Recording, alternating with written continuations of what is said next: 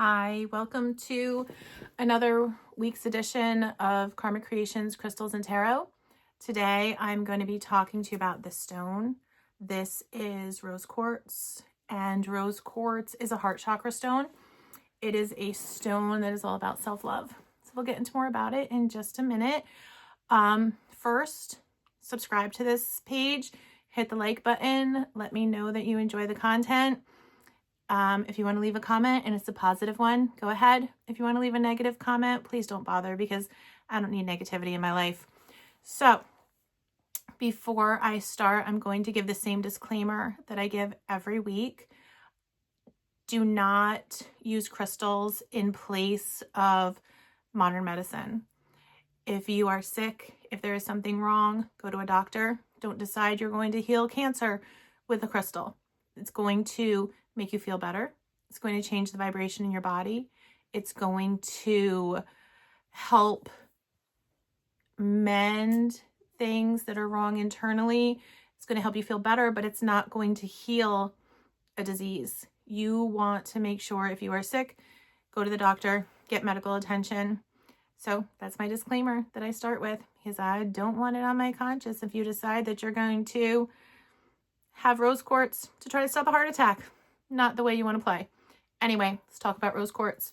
Rose quartz is probably the most popular heart chakra stone that there is.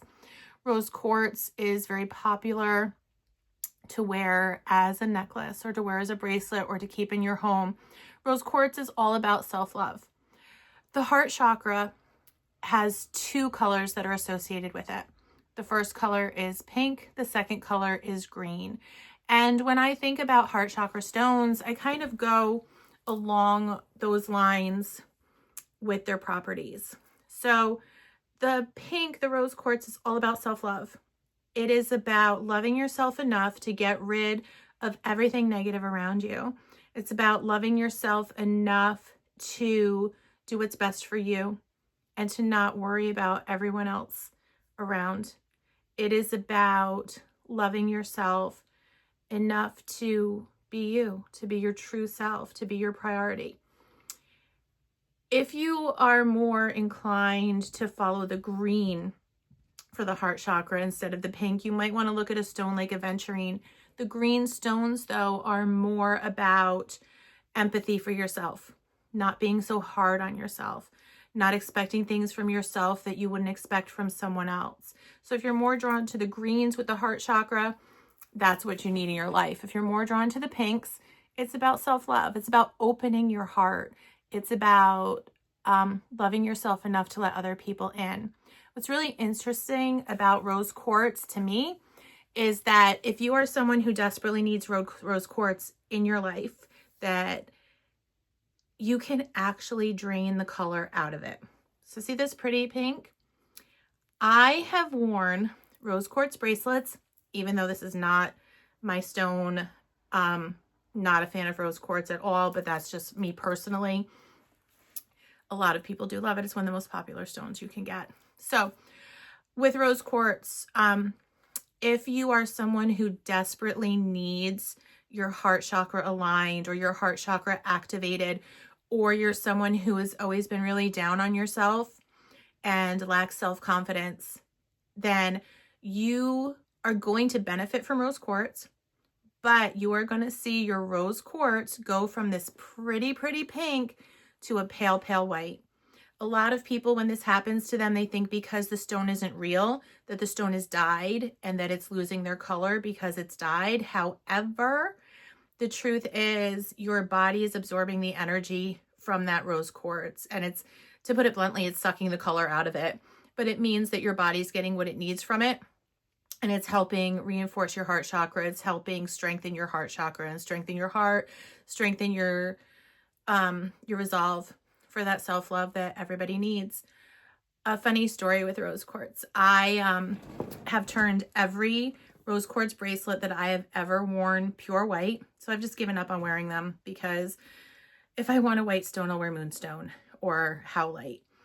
But regardless, the rose quartz is a stone that is for, like I said, is activating that heart chakra. It's building the strength. It's building your self-love. So funny story, when I was doing my Reiki training about 8 years ago now. Yeah, 8 years ago, I was doing my training to become a Reiki master. And one of the things that we had to do is we had to work on each other to practice our Reiki and to get good at it and to pick up on the body's natural vibrations and to feel where people's pain was or feel where people's chakras were blocked. So every time someone tried to work on me, they got no movement at all in my heart chakra. My heart chakra was stone cold. I mean, there was no movement at all. It was like an icy chakra. And it kind of made sense because at the time my heart was pretty blocked off. And my teacher recommended rose quartz for me. So I got a rose quartz bracelet from her. I wore it for a week, and a week later I went back and I showed her how my rose quartz was completely white. So even the rose quartz couldn't activate my heart chakra. It was so blocked and so shut off.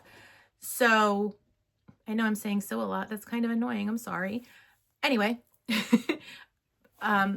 rose quartz, it's all about your heart. It's all about self-love. I would recommend this stone to anyone who lacks self-confidence, anyone who's afraid to say no to people, anyone who is down on themselves, anyone who has a poor body image. I would definitely recommend rose quartz. It's going to boost you up. It's going to activate your heart chakra. It's going to let you feel that self-love that everybody deserves to have in their lives. So, rose quartz is our stone this week. I hope that it helps some of you. I hope that it inspired some of you to open your heart, to get some help with opening your heart. And remember though, this is considered a love stone, but it is a self-love stone. It is not a magic stone that's going to bring someone into your life that's going to help you find true love. It's not a true love stone. It's a self-love stone. And that's something that I think people get confused with sometimes with rose quartz. If you are trying to manifest something, if you're trying to manifest love in your life, rose quartz is a great way to start, because if you don't love yourself, how can someone else love you for who you truly are? So I'm keeping it short. This has been almost 8 minutes of talking just about rose quartz, my least favorite stone. But you notice I have one. I don't hold it a lot, which is why it's still that pretty, pretty pink. Get yourself a rose quartz. Check us out on Facebook, Karmic Creation 17. And I'll be back next week. Thanks. And next up will be our tarot card for the day. Tarot card for the day coming up next. Thanks. Tarot time. I love to start my tarot reading with shuffling the cards. I do this every week and I show you guys. When you shuffle your tarot cards, I never do the shuffly thing like this with them where you like go blah, blah, blah, blah, blah. I know it's kind of weird, but that's the only way I can really describe it. So what I do with the tarot cards is I shuffle them like this, 2 piles, just interspersing them in between each other. And what you'll find as you're doing this is when the cards are ready for you to read them, they're going to stick together. For readings, I do the traditional Rider-Waite tarot. I think that Rider-Waite is the best deck to start with if you're a new tarot person. As I've said before, and you see they're already sticking, they're ready to say something. Rider-Waite is the deck that really introduced tarot into the mainstream. They're the go-to when you're learning about tarot. They set the precedent for what the cards mean, what the colors stand for. And it's really important that you understand that. You need to understand too, as I say every week, tarot tells its own story. I'm not psychic. I don't pretend to be. I'm an intuitive. We had family members all the way back into the 1600s who were fortune tellers, and it's documented in history their fortune telling. Our grandfather was hung in the Salem witch trials for fortune telling. So it's something that's carried on in our family for generations. And now I have my 3 piles and I'm going to put them together however I think they belong, whatever feels good for me. I'm going to pick the card for this week. So if you're ready, here we go. Seriously, man, 3 of Swords. I've already done this one. Hate this card. closest to a death card that you can have in the tarot. So we're not going to read this one, putting it down. Just because I've already done it. If you want to see it, check out my YouTube video from 2 weeks ago where I talked about the Three of Swords. So let's pick the next card from the top. Okay, here we go. Four of Pentacles. See the guy? So he's got money on his head. He's holding a coin in his hand. He's got coins under his feet. So this is a really interesting tarot card. Pentacles are always all about money. They're about money. They're about good fortune. But this Four of Pentacles, look closely at it. This is a card that is telling you if you hold on to something too tightly, you'll smother it and it'll be gone. Look at the way he's holding that coin. Look at the coins under his feet. The only coin with any freedom there is the coin that is over his head. So this card is a reminder that you need to be generous in spirit. You need to hold things loosely and let them breathe in order for them to survive.